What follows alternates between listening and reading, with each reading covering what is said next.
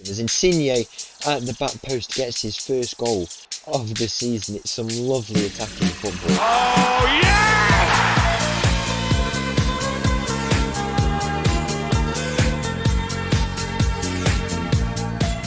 Hello and welcome back to another episode as part of Mattov's English Journey, and welcome back to Leyton Orient, where today we've got quite a few interesting things to get through, so let's get straight to it. First of all, we're going to update you on the table at the start of this episode. We're currently sitting in 19th place, just above the relegation zones. 5 games played, we've had 4 points picked up in that time. A draw and a win allowed us to pick up those points. Not been the best start, but a few things I'm going to show you today hopefully can help us in improving that start to the season for us.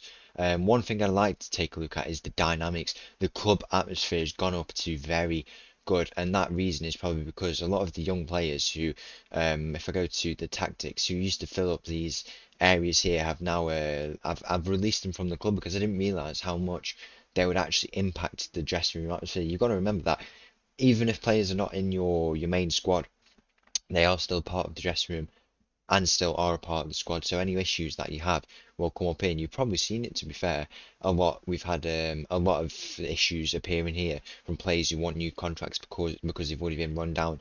Now that I finally let them go, not because I was putting them off letting them go, it's just because I didn't really think it would have that big of an impact leaving them on a non-contract. I thought it would be much better for us to release them. I thought it just would be fine keeping it as it was.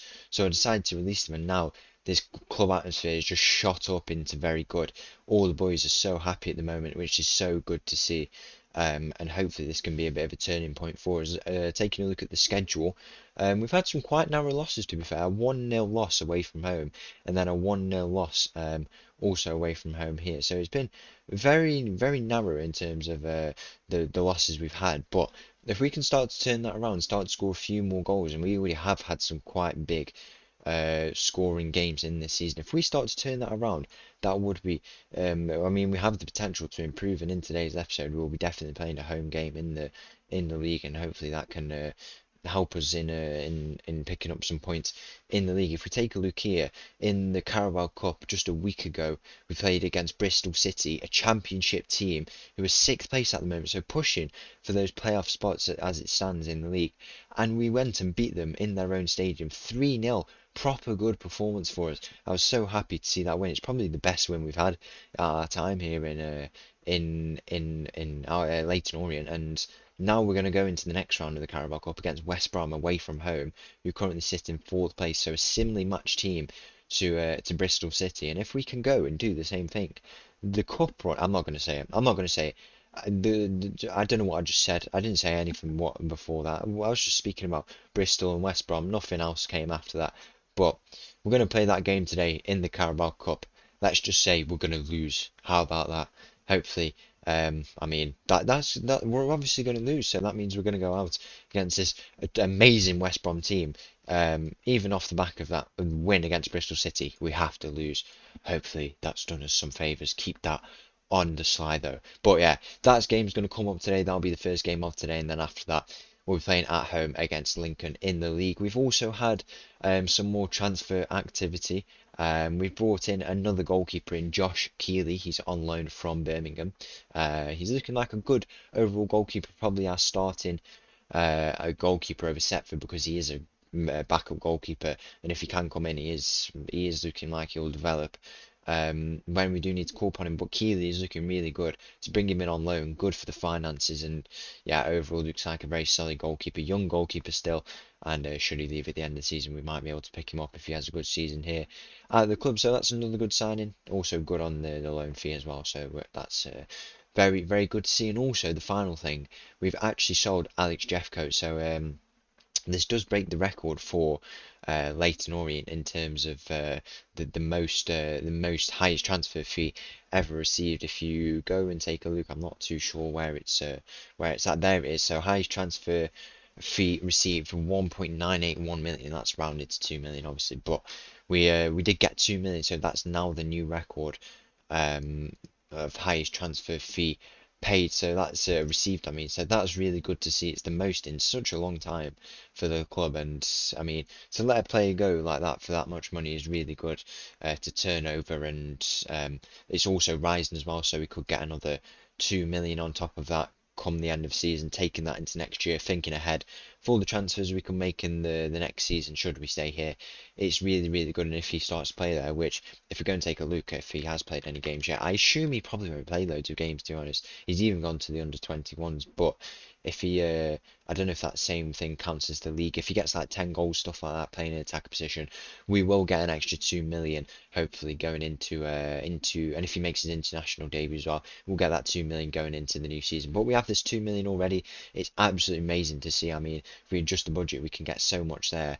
You know, I love the free agents, so free agents attracting them because of the wages we can offer is a thing that could be a possibility. But we also have this transfer budget that we can spend. I don't know when I'm going to spend it, to be honest, because the signings I already made previous to this were really, really good, and I was happy with them. And I mean, I wouldn't want to bring players in to force them in if I was already happy with the players you brought in. I know you can always go on and improve, but at the moment it just doesn't seem realistic at all. So very happy still to get that money in the bank, and I mean, hopefully we can spend it. Hopefully we can retain it next year. Probably not, but I mean, if we put that into the balance, as you can see here, they probably will offer us some more transfer budget. So we'll just have to see how that goes. We also have January, of course, but that is an amazing sale for us, and it's good to see Jeffco move on to bigger things. He's also had some great games for us and been good service, turning over that kind of money for this club. Really, really good. So in today's episode, as I say, we've got two games coming up, one away from home against West Brom and one against Lincoln. We finally should be seeing some good moments here at the club, and hopefully they can come. We might just have to be a bit patient, let this tactic gel a bit more, and then we'll start to see the results come through, hopefully, finally, here in Leyton Orient. So let's go and play this first game against West Brom and see what we can do. So the team for this game against West Brom in the Carabao Cup is our full strength team, you'd argue, apart from maybe Setford, but he's played most of the games for us, so it's going to be a bit of rotation between them probably, but also Keeley is cup tied, so that's the reason why he won't play. The team starts with Setford in goal, backline of Scanlon, Hap, Casey and Blake. Sang in the halfback role, he's playing quite well there. It's nice to see that we can play this transitional three back. I really like it. Makes us look very structured. Bello and Fole ahead of them. We've got Nfunku on the left, Omicheri on the right, and Augustus up top. By the way, Nfunku has really stepped up into that role at left winger. We are playing with inverted wingers, so we can allow those fullbacks to overlap. But with the departure of Jeffco, he has really, really stepped up. And I was thinking of bringing in a new player or even starting Insigne. Insigne not as convincing as we thought he would be, but Nfunku definitely stepped up, and he is playing some good football, just like he did last season. To be fair, he did win signing of the season in the whole league, so he got like 16 goals and assists in the league. Probably expect maybe a little bit more from him, but he is still quite young. That is still a decent season from him, and I always want my attackers to just score as many goals, just crazy numbers of goals. That's what I like to see, but he has stepped up in the last few games, putting some good performances, so we can't complain with that. Kick-off here in this game. Let's go and see what we can do. 40 minutes gone in this game. The first half has been very uneventful, but on paper we have looked like the better team, which is what I guess we have to look at. In between highlights, we've been playing some decent football, so hopefully we can build on that here as Nfunku will look to burst down this wing. He does lose out there, but Scanlon, he's developed really well. Another player who's playing well. Bello, it falls into the path to, and he's had the shot, and it's hit the crossbar. Omicheri, it falls out to now, and then in the box there, Blake was fouled from right back. He's made an interesting run in there.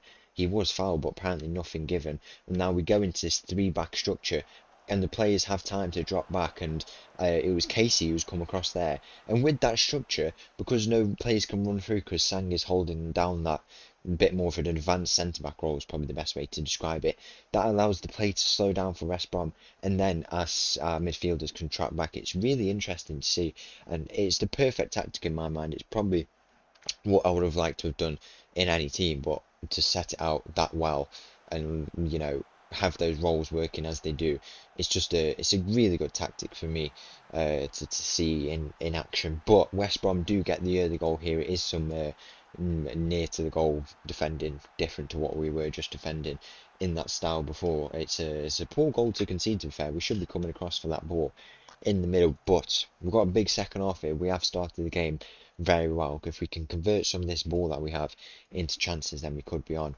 4. Not going to say it. 60 minutes gone in this game. Insigne over that ball there. He has just come on for us.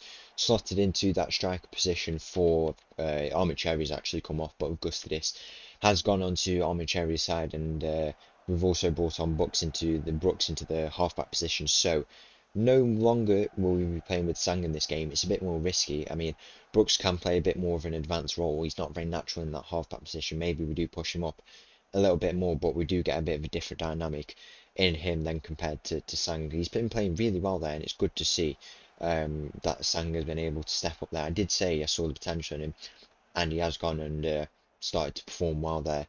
Really, really good to see West Brom find themselves in possession of the ball here, knocking it around a little bit. We'll need to get a bit of a press on here if we do want to win back this ball. It's I think it is Brooks now in the midfield who will try and win that back. It's a slotted through ball for the West Ham attacker. He gets his second goal of the game, and yeah, we've been outclassed here, probably is the best way to describe it. We've played some good football. We haven't really been able to convert it into many chances. Maybe we still have time to bring in a new striker of some sort, but in this game we're 2 down.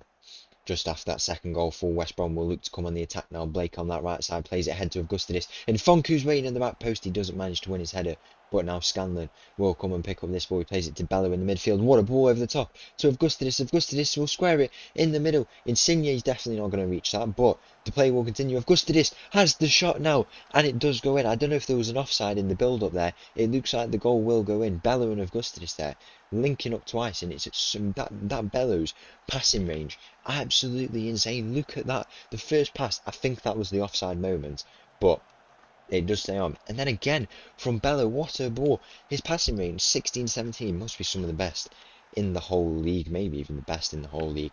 What a player he is. And now, I mean, I'm not going to say it. Let's just see what happens from this chance here. The boys are encouraged. I've timed the encourage very well because they were frustrated when they scored that goal, but I did press it before the goal goes in, and now they're all encouraged, very happy off the back of that goal. Didn't praise them, didn't make the mistake like last time out. Scanlon will look to burst down this wing. He'll look to try and square it in the middle. Fowler's waiting, he has the shot, and how close was that to be in the game, to tie the goal, to tie up this game here. 25 minutes left. Can we find the winning goal, or the drawing goal I should say. 15 minutes left in normal time in this game. 2-1 up for West Brom at the moment, so we are within a goal of tying up this game, but West Brom having a few chances here in this game, but I don't know who that was up there. It might have been Mfonku actually. He was going to give that ball chase. Nothing comes of it in the end. As you can see here, we have just made a huge chance, but possession's good. We just can't make the goals, and maybe that's because we're playing Insigne up front. Augustus did get a goal in this game, and this is what I say about a new striker. I'm not entirely convinced on him because he hasn't turned up loads, but hopefully he can. Here in this chance, Happ will play the ball in. Brooks is in the middle. It floats around in there, and then it's headed out by the West Brom defender. Insigne now. He'll look to try and find Dan Happ or go himself. He plays it to Dan Happ, our captain. Plays the ball in. Bad post in. Fonku's waiting. He doesn't manage to win his header. It'll fall out to Clark. Salter. He's had the shot, and it's hit the post. How close are we going to get to a goal in this game? We're going to have to go the ultra-attacking mindset. See if we can get anything. 1 minute left in this game. Will it be over? It is over, but what a performance we put in against a good West Brom team. And I mean, we're out of the cup at the 3rd round. It's much better. I didn't want to say because we might have been absolutely hammered, but we've put in a really good performance there. And I mean, as I say, I hope it doesn't let the boys get too down because we're playing some good football, but it's just not converting too much at the moment. And hopefully in this game against Lincoln in the league, who's currently sitting in the mid-table position, we can finally pick up some points because at the moment we are playing some really, really good football. The boys still in good spirit for now. Let's just see what we can do in this game against Lincoln. So the team for this game in the league against Lincoln at Brisbane Road starts with Keeley in goal. We've got a backline of Scanlon, Happ, Casey and Blake. Sang in midfield ahead of him, Bello and Fole.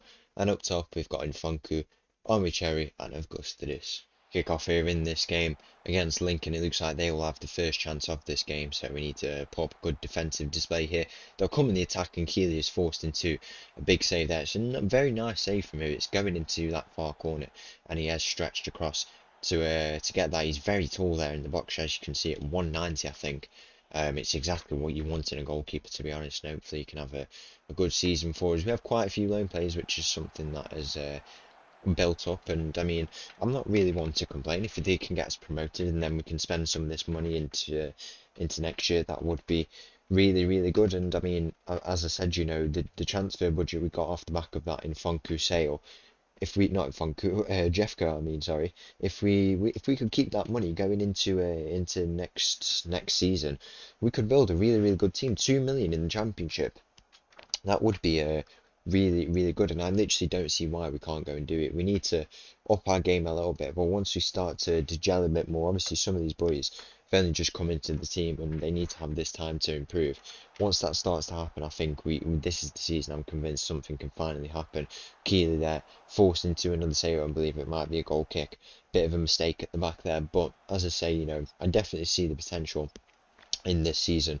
Got some good boys in. You know, Bella is so exciting in midfield. Casey and Blake on that right side of defence. They could both work really well together. And if these boys all gel, I know they're young boys. If they fit into the tactic and keep improving, they could have some really, really good seasons for themselves. And then next year, with some of that money, maybe we could even sign them. I don't know. We'll have to see really.